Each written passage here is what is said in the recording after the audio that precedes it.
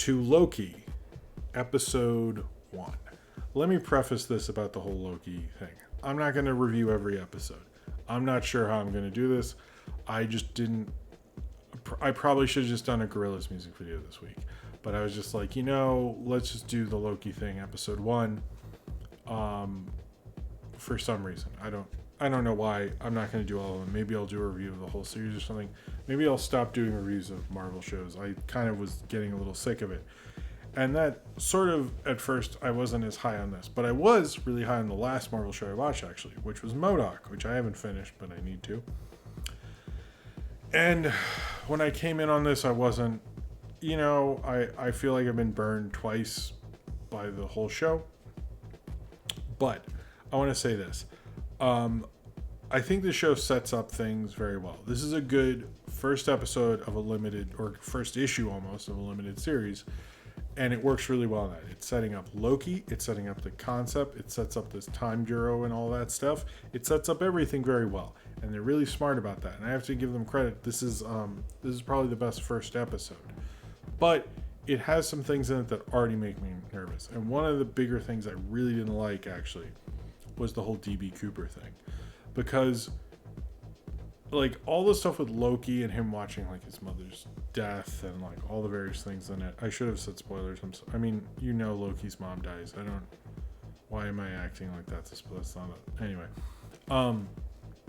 The DB Cooper thing, it's cool. I like DB Cooper. It's a great mystery. Like, I've watched a bunch of documentaries on it. Everyone's acting like it's this cool mystery. Like, I had to tell my normie friends about DB Cooper. Really obscure myth, DB Cooper. Chill the fuck out.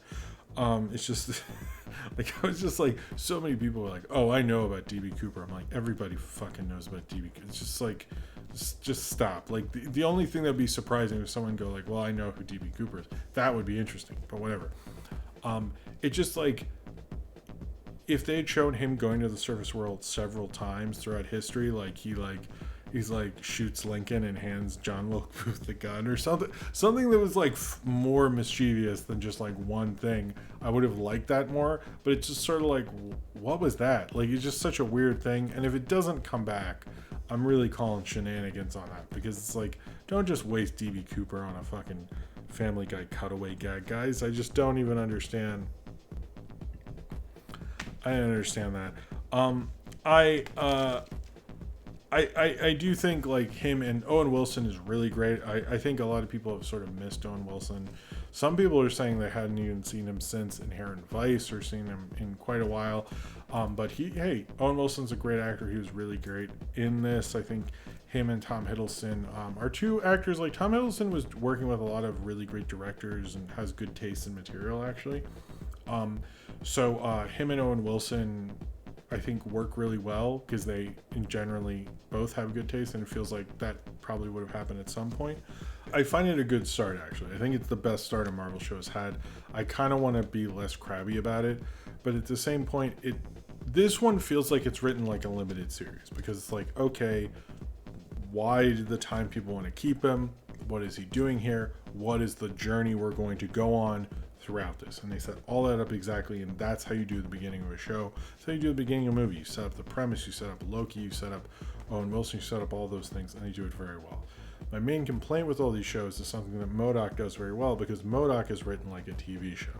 And it feels to me, one of the things that might work about this, and is working so far, is this is written so far very well at setting up things like a show.